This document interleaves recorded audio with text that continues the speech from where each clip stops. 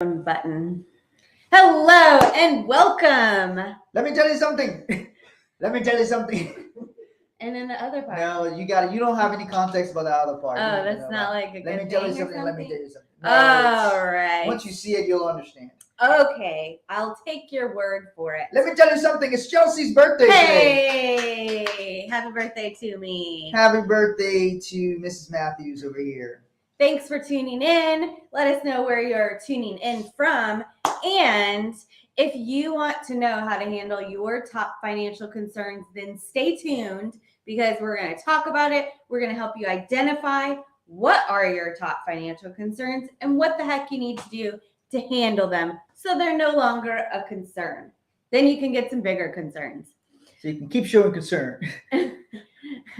See, you said it. Yeah. So right. Look, happy birthday to Mrs. Matthews. It's her birthday today, and we're happy. Her tribal name. This is what happens when you get to my age. Don't show people that; I might get freaked out. Why? These are my vitamins. Yeah.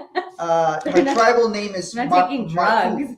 Her tribal name is Marpu. So I'm from the Bassa tribe. That is.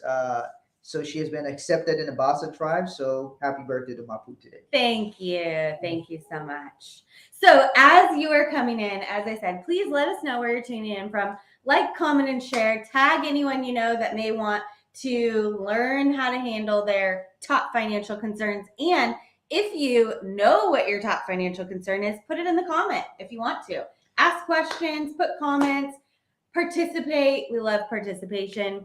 And so let's get into it, shall we? Yes. All right. So when looking at, this is one of the things that we ask people, like when we meet with somebody, we have a financial consulting agency, investment and insurance agency. Whoa. And so one of the things that the very first things that we ask is, what are your top 2 financial concerns? Because there are many different financial topics and things that we can help people with. Thank you, Charles. There's many things that we can help people with having to do with their finances. So first we have to identify what's wanted and needed. Like what are you wanting help with? And so we find out what are your top 2 financial concerns. And if you're thinking about, oh gosh, I don't really know what my top financial concerns are.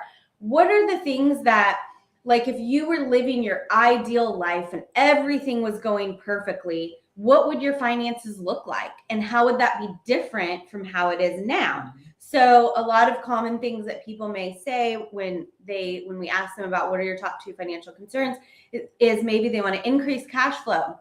Maybe they have debt that they want to handle. Maybe they want to secure their retirement. They want to make sure that they will be able to retire at the age that they want to retire and have the amount of money that they want and need for as long as they live. Maybe they don't have any life insurance. Maybe they want to create generational wealth, or they want to build their legacy. They need to put a will or a trust or something like that in place. And maybe some people just want to learn general knowledge about like what makes up my financial house. How can I strengthen it? What do I even know? And one thing that the more successful that you get, you actually find yourself more and more open to learning and realizing that there's more that you don't know because there's always another level. And so looking at, okay, what things do I have in place that are going well? And what things do I not have in place, or what's not going well that I need help with? So those are some of the ways that you can start to think about, like, what are my top financial concerns? And then you can look at getting the right information to be able to handle them. What's on your mind? A lot of times people want to learn about finances, but don't have like a strategic way to go about it. Finances, money, all this stuff. Way to go about it. Yeah, Take it to the street. So all this stuff can be. There's a lot to learn. Like sometimes people say, "I want to learn everything." Well, it'll take you many years to learn everything, and nobody knows everything. So even we don't know anything. I mean, anything. We don't know know something. I think even we don't know everything. So Surprisingly, yeah, so but especially with my age. yeah, for advanced age. So, but you gotta understand that At least I'm advanced in something. she's advanced in something, people. I didn't take any advanced placement classes in school, but finally I'm at an advanced age. So you gotta really look at like what's on your mind, what are you trying to do, and financial tools are really only helpful when you're trying to solve. You gotta have some problem you're trying to solve. Okay, what am I trying to solve for? And that's the best way to actually think about solutions. You're like, okay, so I want to. So let's put in a real context.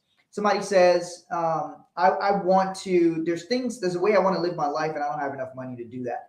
Okay, so then what you need to solve for is you figure out how much, based on the way you want to live your life, how much does that cost on a yearly, on a monthly, weekly basis. Now you have a target to solve for. It's not enough to say, I just want to make more money. Everybody wants to make more money. How much more money? For what? Over what period of time? When you start thinking that, now you have something to solve for. And then when you have something to solve for, you can now direct your resources, direct your energy and your efforts towards that target. And that's actually how you go about doing it successfully. Yeah. And so one of the things we talked about this the other day, as far as asking the right money questions, we talked about, we had a whole series asking the right money questions, the right insurance questions, investment questions, relationship questions. Yeah. There was something else too. Retirement questions. And so a lot of people reach out to us every single day and ask us about increasing their financial knowledge, building wealth, all of these different things that we talk about. And so it's important to know specifically what you're looking for help with. Some people will say, oh, like, how can you guys help me? Or, I want to learn more about finances. But it's such a wide topic. There are so many different things that go into your finances.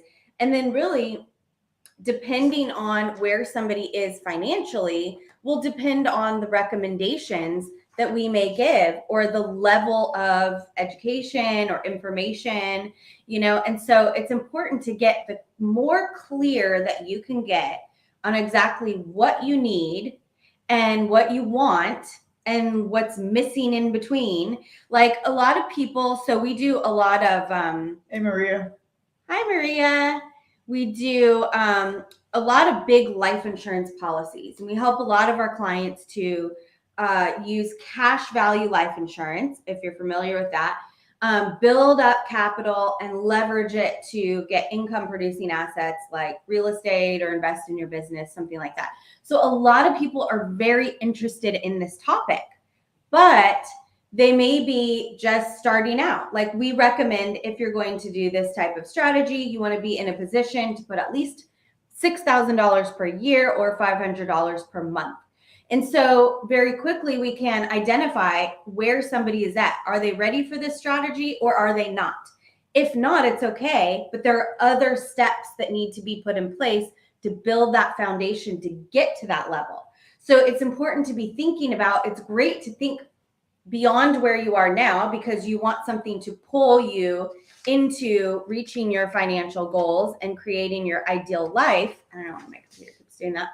But it's very important to know where you are now and what's the next step for you to be able to get to the next level. Yeah. So we have like courses that will teach you about what makes up your financial house, what each of those building blocks are, and what's the next step that you need to take to get to the next level. Then we have clients who are ready to put lots and lots of money into these policies or strategies, or maybe they have a retirement account that they need to secure and provide guarantees. But if somebody doesn't have a retirement account, it doesn't necessarily make sense to like learn all about retirement accounts unless you're looking at getting one. Yeah. So it's important to identify like what is the information that's applicable to me that I can put in place now. Yeah, so you got to look at what's appropriate. So Maria says, "Happy birthday to you." Thank you. There's a question on here. What is the fastest way to build credit? So So that's probably what's on somebody's mind as their financial concern, right? The earliest and easiest way, if you're trying to build credit for your kid, is put them on your credit card. As long as you're not charging up your credit card and having bad credit, Yeah. But don't give them the credit card or let them charge on the credit card. But well, he didn't say it was for a kid. I know. I just was saying that. It's like that's from the beginning. That's a way to give a head start. That is a way to give a head start. And then you'll give the adult answer. Yeah. So it depends if it's kid answer. If it's for somebody who doesn't have any credit or somebody who has bad credit. So I'll give you those different scenarios. Somebody doesn't have any credit. You may need to go get a secured credit card where you put some money on deposit, and then they issue you a credit card based on that same amount. So let's say you put $500 deposit, that $500 secures the credit card, and then it reports they report your credit usage, utilization, all of that. The credit bureaus helps to build your credit. If you have a lot of credit card debt, one of the fastest way to build your credit is to pay down the debt to bring down what's called a utilization. So utilization means how much of your available credit that you're actually using. So if you have $10,000 of available credit, you should aim to have your utilization below 30%. 15% is even better. So that means if you got $10,000 of available credit, use less than $3,000. When you do that, sometimes that helps to increase your credit. There's been different things like Chelsea did. There's different things you can do that's called a rapid rescore, would help you to rapidly increase your score if you're trying to go purchase an asset or do something with it. So also, it depends on if you're looking at building credit or repairing credit. Yeah. If you're looking at building credit because you don't have any credit, that's why I mentioned like one thing that parents can do to help your kids to build credit is to put them on the credit card. And also then when they become 18, they can get their own credit card. And that's one of the things that I did to build credit, because then I went to go get a car loan, my first car, and I couldn't get a loan because I didn't have any credit history. And I'm like, well, how do I get credit history if I can't get credit to get history? And so I had to get a cosigner. But one of the things that I did to build my credit is I got a credit card, but anytime that I spent money on it, I would buy like my groceries and my, gas and all of the stuff that I would spend, but I would put the money aside so that I had that money, and then I would just pay off the card. And so that's one of the ways, if you don't have any credit, trying to get over 700 with credit. Yeah, so if you don't have any credit, you got to look at ways that you can start to build little by little. If you're looking to repair credit, also some of the things that Martin mentioned, and it's important to get a credit report so you know what's on your credit, not just your credit score, and you can identify if there's any things that shouldn't be on there or maybe should have come off, or you can like petition for it to come off. Then you can also do that and improve your score. You can also, if you can get additional credit or credit cards, then what Martin was talking about with the credit utilization, if you have more credit available and you don't use it, then that improves your score as well. Yeah, so you can ask for a credit line increase. So they can look and increase your credit limit without having to open new credit cards. Now, one point he's trying to get over. They said he's trying to get over 700 with credit. Always ask yourself why you're trying to get to over 700 credit score. Why? What are you trying to solve? Because that's the real reason why you're trying to get to 7. Because otherwise, it's just a number. Some people are like, oh, I got a 750, 800 credit score. Great, but why? What are you actually trying to solve, or what are you trying to do with that credit score that you need a certain credit score for? That's the real thing you're trying to solve. So somebody may be like, oh, I want to get to a certain credit score because I want to buy property. I want to get to a certain credit score because I want to buy assets. Okay. And then so your real goal is to buy more assets. So then you may want to look at, if my real goal is to buy more assets, that may not be the only way that you go and buy more assets, is to have more credit. So you said lower interest rate. Okay, so now the other thing would be, are you going to buy assets primarily in your name, or are you going to buy assets in a business name? And if you're going to buy assets, if it's in a business name, the business can have its own business credit. So your business can have its own credit. And you can actually form, let's say if you're going to go buy it by yourself or buy with other people. Maybe you have partners. You guys can create a partnership and you have an LLC that's going to go buy the business, and LLC can have its own credit. And so that way it's separated from your personal assets. So when you look at overall what's your real goal of what you're trying to solve, then you can then look at multiple ways you can solve the same thing. Because if you're trying to do it solo versus you're trying to do it with the person, if you're trying to do it in your own name, or if you're trying to do it through your LLC, all of that makes a difference. And in business credit, a lot of times you'll get more business credit than you can get as an individual. They just look at a business as producing a lot. If business can show that it can produce revenue, it will give the business credit, and there's a lot of options for you to get business credit. Whereas as an individual, look at an individual different than they will look at business from a credit perspective. And that's a really good point of what you're saying about think about why. Like if you're looking to, in this example, increase your credit score, why? Also, and you gave that information, thank you. But like somebody may say, oh, I want to have $1 million in my retirement account. Why? And not that any of these are good or bad or right or wrong. It's just you have to think through, because there's a lot of things that we've been told or that we've heard, that everybody knows or everybody wants, having to do with finances, or everybody should do or shouldn't do. And so you have to critically think through the pieces of like, okay, I want $1 million in my retirement account. Why? Well, so that you can have a certain amount of money in your retirement. Okay, well, where is that money going to be? How are you going to save it up? How is it going to grow? How am I going to take it? So if it's really like we talk about, retirement really is about cash flow. It's not about just having a lump sum, because then what are you just going to spend down the lump sum?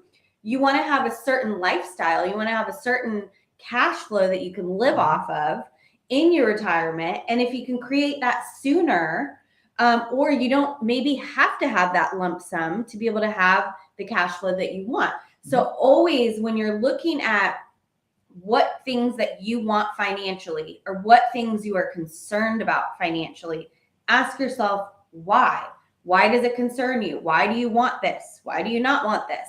So this brings up another confusion when it comes to life insurance.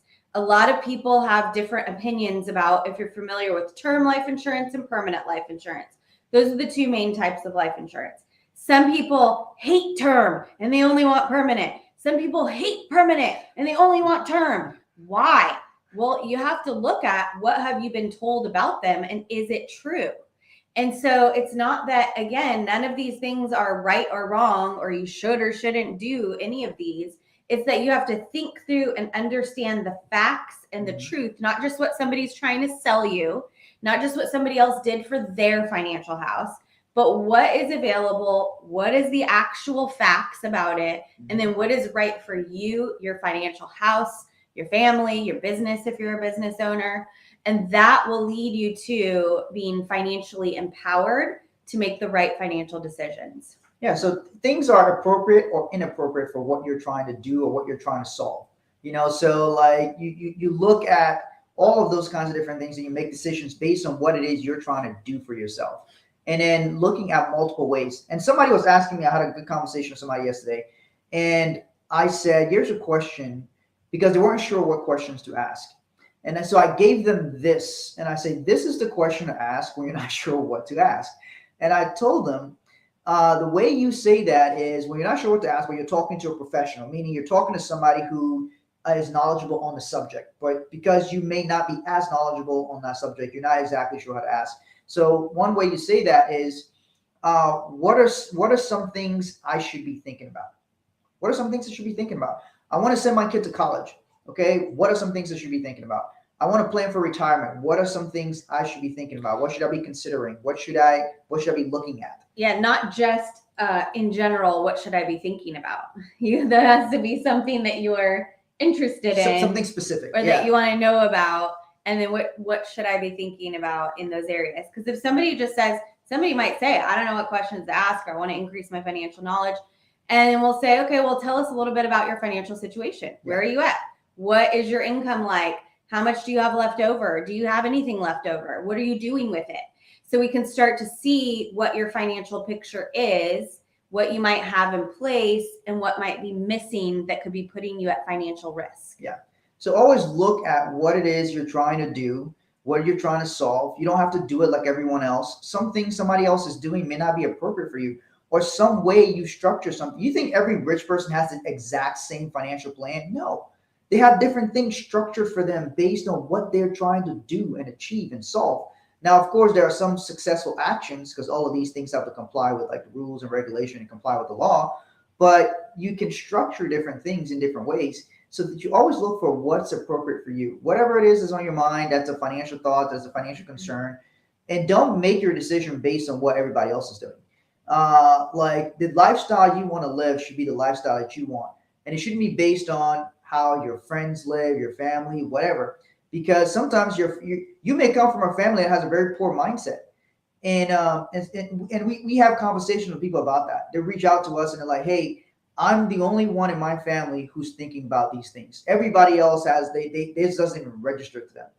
And so they're trying to get their other family members on board. And I always tell them it's based on what, if you solve these problems for yourself, then they'll see you, oh, you solved these problems for yourself. Can you show us what you did? That's how it's my family. And so that's something that you've got to look at and understand that different people are at different stages of life where they see things differently. So you don't have to look at the same thing the way everybody else is looking at it. Look at the things you really want to do for yourself. So if you would like, one of the services that we provide is a customized financial strategy plan.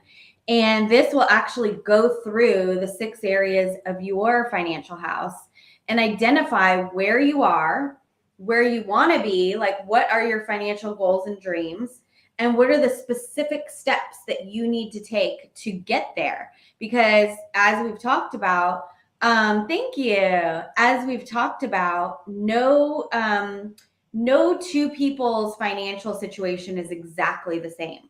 So we all are building a financial house. Some people have a financial shack, some people have a financial mansion.